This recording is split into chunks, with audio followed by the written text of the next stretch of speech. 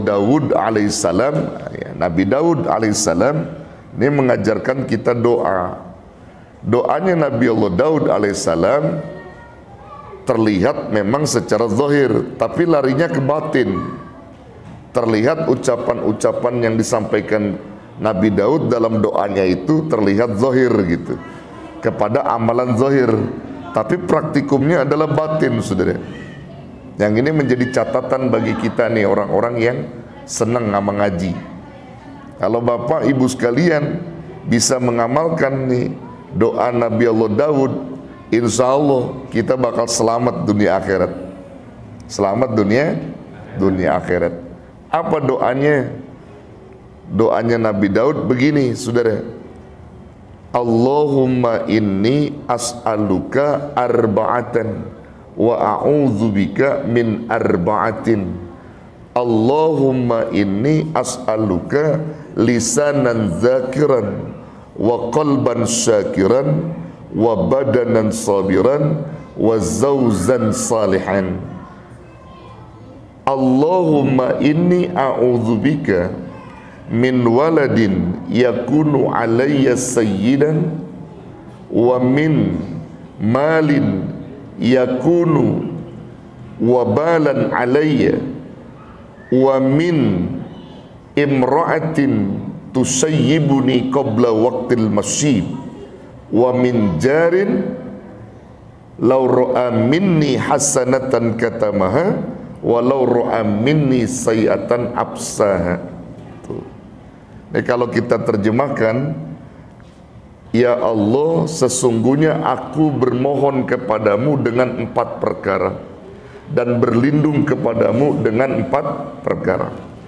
Jadi Nabi Daud ngajarin kita memohon 4 perkara, berlindung 4 perkara.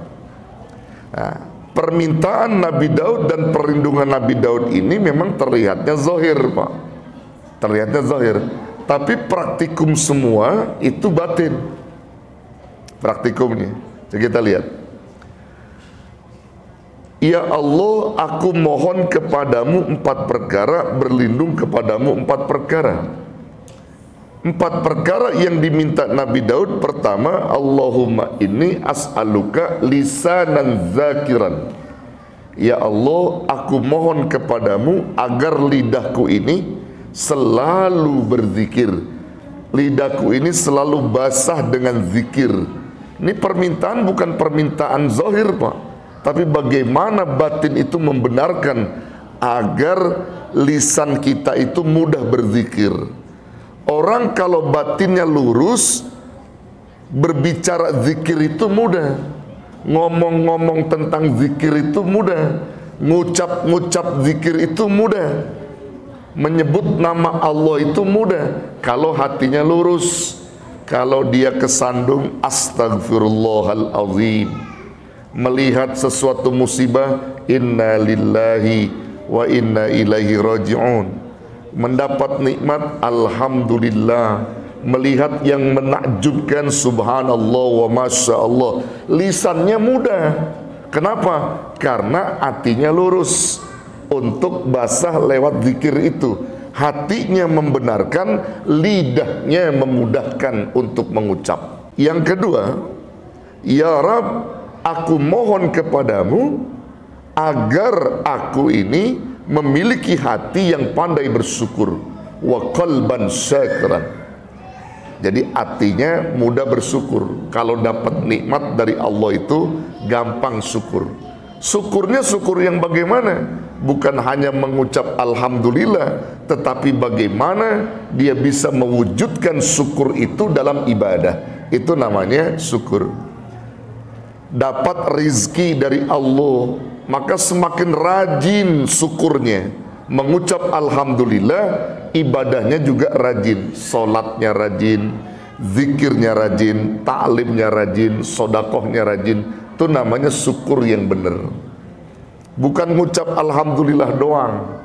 Ada orang dapat rizki 500 juta, ngucap alhamdulillah. Udah syukur belum? Udah syukur belum? Udah secara umum. Cuman belum diakuin syukur yang begitu. Tapi ketika dia mengucap alhamdulillah, sholatnya rajin, zikirnya rajin, sedekahnya rajin, baru orang itu disebut syukur yang benar. Mengapa demikian? Karena arti syukur itu sendiri, kata para ulama kita, as-syukru sarful abdi jami'a ma an'amallahu alaih ila ma khuliqa min ajri. Syukur itu adalah mendaya gunakannya potensi nikmat dari Allah oleh seorang hamba, yang digunakan nikmat itu untuk beribadah kepada Allah Subhanahu wa ta'ala. Jadi kalau bapak ibu diberi sehat, sehatnya dipakai ngaji, syukur nggak?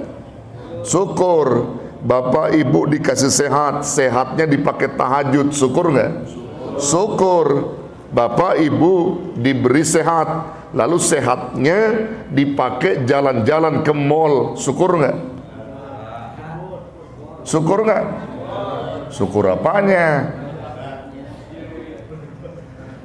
Itu dunia Bapak Ibu sekalian.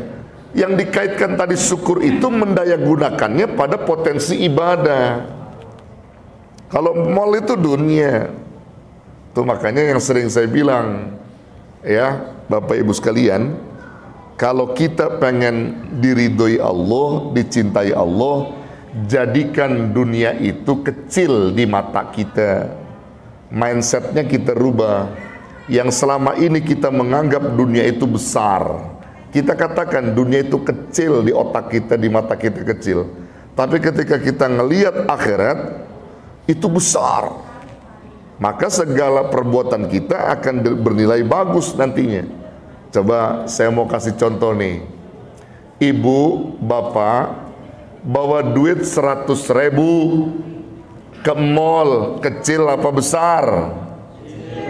Kenapa kecil? Kenapa kecil? Kalau ke mall duit 100.000 kecil apa besar? Kecil. Kenapa kecil? Mahal. Bukan perkara mahalnya, lantaran ibu bapak menjadikan mall, dunia itu besar di mata bapak, di otak bapak ibu besar dunia itu, maka duit 100.000 kecil. Sekarang saya balik, ibu bapak datang ke musola atau ke masjid, bawa duit 100.000 masuk keropak amal, besar apa kecil? Besar apa kecil? Umumnya bilang besar. Kenapa? Ke mall dibilang kecil 100.000, ke masjid dibilang besar. Padahal masjid itu urusan akhirat yang bakal membawa kita ke surga. Surga itu besar. Tapi ketika dia bawa duit ke masjid 100.000 dianggap besar. Kalau otak dia menganggap masjid bagian daripada surga, bagian daripada akhirat. Kalau dia menganggap masjid itu adalah besar akhirat, maka ketika dia membawa uang 100.000 ke masjid, kecil. Betul? Kecil.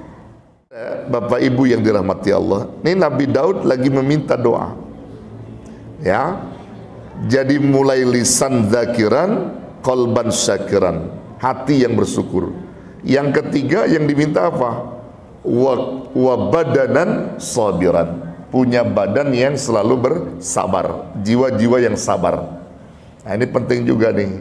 Karena sabar itu bagian daripada keimanan. Bahkan sabar itu termasuk apa? Muara segala kebaikan. Boleh dibilang yang disebutkan Nabi bahwa as-sabru sawabuhul jannah. Sabar itu balasannya surga. Nah ini maksudnya sabar ini bagaimana? Memang sabar itu mudah diucap, prakteknya yang susah. Betul Bu? Ya. Memang kalau memang hatinya lagi kotor tuh sabar susah. Tapi kalau hatinya bersih, sabar bakal gampang gitu. Mudah. Ibu punya laki ibu nggak pulang-pulang. Udah 2 kali puasa, 2 kali lebaran. Dia kagak pulang-pulang dah tuh. Kalau ibu punya iman, ibu kudu sabar. Sabar, mudah-mudahan suami saya lagi cari sebongkah berlian. Kalau dia pulang nanti membawa rizki yang melimpah, tidak masalah, sabar. Ya, bapak diuji oleh Allah, ya enggak, punya istri berperangai buruk, sabar. Karena sabar itu bagian doa juga. Jadi kalau bapak bersabar, istri berperangai buruk, nanti yang betulin Allah. Yang betulin perangai buruknya istri itu Allah. Yang penting sabar, terus berdoa kepada Allah. Jadi sabar ini punya kekuatan tersendiri, Bapak Ibu sekalian. Makanya Nabi Daud minta supaya badannya itu badan yang sabar, jiwa yang sabar. Lalu apalagi? Yang keempat, Nabi Daud minta di samping lisan yang berzikir, hati yang sabar, hati yang bersyukur, badan yang bersabar, maka yang terakhir Nabi Daud minta apa? Wazawjan salihan, wazawjan salihan, punya pasangan hidup yang saleh. Ini yang bagus tuh. Kalau suami punya istri yang solehah, kalau istri punya suami yang saleh, itu yang bagus. Yang Nabi Daud minta istri yang saleh, yang solehah. Kalau istri solehah itu banyak sabarnya, banyak berzikirnya, banyak syukurnya tuh istri.